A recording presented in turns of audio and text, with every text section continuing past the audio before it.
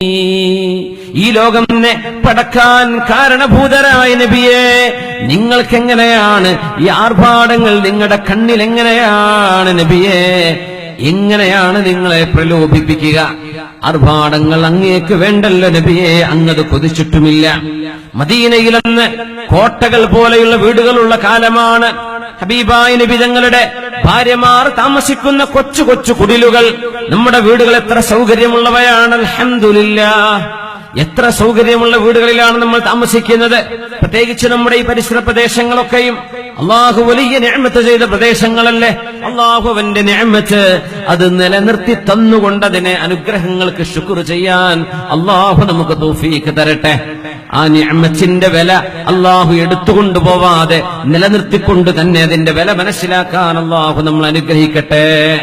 ആമീൻ യാ റബ്ബൽ ആലമീൻ. അത് പക്ഷേ ഹബീബായ നബി തങ്ങൾ പഠിപ്പിച്ച ദീനിനോട് നന്ദിയുണ്ടാവാൻ കാരണമാവുക.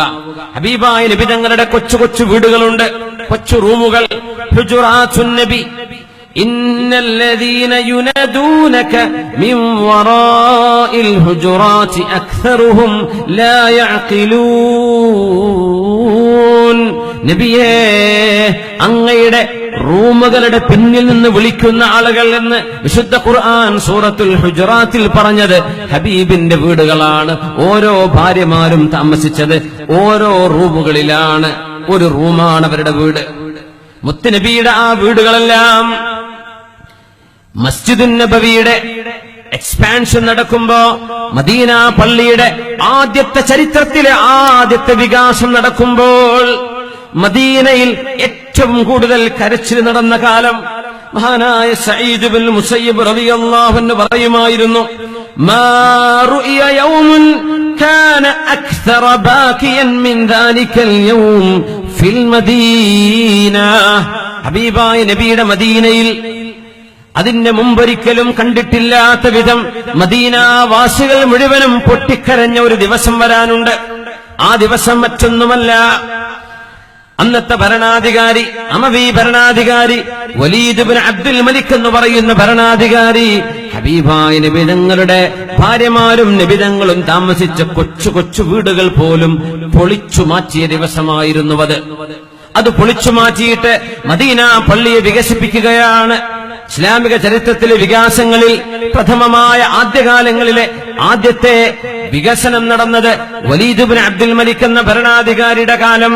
മുത്തുനബിയുടെ കൊച്ചു കൊച്ചു വീടുകളെല്ലാം പൊളിച്ചു മാറ്റുമ്പോൾ മദീനക്കാർ കരഞ്ഞ പോലെ മുമ്പൊരിക്കലും മദീനയിൽ ആരും കരഞ്ഞിട്ടില്ല എന്ന് മഹാനായ സഈദ് ബിൻ മുസയ്യിബ് റളിയല്ലാഹു അൻഹു വല്ലാഹി ലവദിത്തു.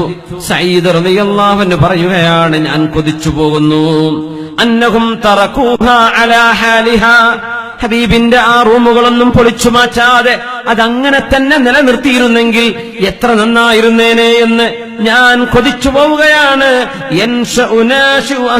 മദീന, മദീനക്കാരത് കാണണം. ലോകരാജ്യങ്ങളിൽ നിന്ന് മദീന കാണാൻ വരുന്നവർ ഹബീബിന്റെ വീടൊന്ന് കാണണമായിരുന്നു. അത് കാണണമെങ്കിൽ അത് പൊളിക്കാതെ വലീദ് ഇബ്നു അബ്ദുൽ മലിക് ആ വീടുകൾ പൊളിക്കാതെ അങ്ങനെ തന്നെ വെച്ചിരുന്നെങ്കിലെന്ന് ഞങ്ങളെല്ലാം കൊതിച്ചുപോയി. എങ്കിൽ ലോകത്ത് വരുന്ന ആളുകൾക്ക് കാണാമായിരുന്നു മുത്തുനബി തങ്ങൾ പഠിപ്പിച്ച ഇസ്ലാം എന്തായിരുന്നു. മതത്തിന്റെ പേരിൽ സമ്പാദിച്ചവരല്ല ഹബീബുനാ റസൂലുള്ളാഹ് സ്വല്ലല്ലാഹു അലൈഹി വസല്ലം. ലോകങ്ങൾക്ക് സത്യം പറഞ്ഞു കൊടുത്തതിന്റെ പേരിൽ എന്തെങ്കിലും ഭൗതികമായ ആർഭാടം ഹബീബിനുണ്ടായിട്ടുണ്ടോ? സ്വല്ലല്ലാഹു അലൈഹി വസല്ലം. മഹാനായ ഹസനുൽ ബസ്രി റളിയല്ലാഹു അൻഹു ഈ ഹബീബിന്റെ വീട്ടിലല്ലേ ജനിച്ചു വളർന്നത്, അവിടെയല്ലേ വളർന്നത്. മഹാനായ ഹസൻ റളിയല്ലാഹു അൻഹു പറയുന്നു, ഞാനന്ന് കുട്ടിയാണ്, എന്റെ കൈ ഒന്ന് പൊക്കിയാൽ ഹബീബിന്റെ വീടിന്റെ റൂഫിൽ തട്ടുമായിരുന്നു, സീലിംഗിൽ തട്ടുമായിരുന്നു. നബിയുടെ റൂമിന് അത്രയേ ഉയരമുണ്ടായിരുന്നുള്ളൂ എന്ന് കൊച്ചുകുട്ടിയായിരുന്ന മഹാനായ ഹസനുൽ ബസ്രി റളിയല്ലാഹു അൻഹു ഹബീബിന്റെ വീട് എന്തിനാണ് പൊളിച്ചു കളഞ്ഞത് എന്ന് ഓർത്ത് കരയാത്തവരില്ലായിരുന്നു. മദീനയിൽ അന്ന് ഏറ്റവും കൂടുതൽ കരച്ചിൽ നടന്നത് ഹബീബിന്റെ വീടുകളൊക്കെ പൊളിച്ചു മാറ്റിയപ്പോഴാണ്. സയ്യിദ് തങ്ങൾ പറയാണ്, അതങ്ങനെ തന്നെ നിലനിർത്തുകയും ലോകരാജ്യങ്ങളിൽ നിന്ന് ഹബീബിനെ സന്ദർശിക്കാൻ മദീനയിലേക്ക് വരുന്ന ആളുകളും മദീനയിൽ ജനിച്ചു വരുന്ന ആളുകളും മുത്തുനബി എങ്ങനെ ജീവിച്ചു എന്ന് ഹബീബിനെ കാണുമ്പോ, ഹബീബ് ജീവിച്ച ചുമരുകൾ കാണുമ്പോ, ഹബീബിന്റെ റൂമിന്റെ അവസ്ഥ കാണുമ്പോ, ഹബീബിന്റെ വീടിന്റെ വലുപ്പം കാണുമ്പോൾ സമ്പത്തിന് വേണ്ടി മത്സരിക്കാതെ പരലോകത്തിന് വേണ്ടി ഒരുങ്ങാൻ എത്ര ഉപകാരപ്പെടുമായിരുന്നു ആ വീടുകൾ പൊളിച്ചില്ലായിരുന്നുവെങ്കിൽ എന്ന് മഹാനായ സഈദ് ഇബ്നുൽ മുസയ്യിബ് റളിയല്ലാഹു അൻഹു, അന്നത്തെ സ്വഹാബി, ജീവിച്ചിരിപ്പുള്ള സ്വഹാബി അബൂ ഉമാമ റളിയല്ലാഹു അൻഹു പറഞ്ഞു, യാ ലൈതഹാ തുരികത് ഫലം തുഹദം ഹത്താ യഫ്സുലൻ നാസു അനിൽ ബിനാ. ജനങ്ങൾ വലിയ വലിയ കെട്ടിടങ്ങൾ ഉണ്ടാക്കാൻ ഓടുമ്പോൾ ഹബീബായ നബിയുടെ ആ വീട് അവിടെ തന്നെ വെച്ചിരുന്നുവെങ്കിൽ എത്ര നന്നായിരുന്നു എന്ന് മഹാനായ അബൂ ഉമാമ റളിയല്ലാഹു അൻഹു വയറൗ, ജനങ്ങൾ കാണണമായിരുന്നു. മാ റളിയല്ലാഹു ലിനബിയിഹി വമഫാതിഹു ഖസാഇനി ദുനിയാ ബിയദി. ലോകത്തിന്റെ സർവമാന നിധികളുടെയും താക്കോൽ ഹബീബ് പറയുമായിരുന്നു,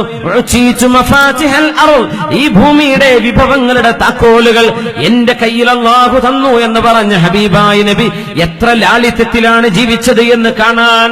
മദീന പള്ളിയുടെ വികാസമാണെങ്കിൽ തന്നെയും ആ വീടുകളൊന്നും പൊളിക്കേണ്ടതില്ലായിരുന്നു എന്ന് മഹാനായ അബൂ ഉമാമ റളിയല്ലാഹു അൻഹു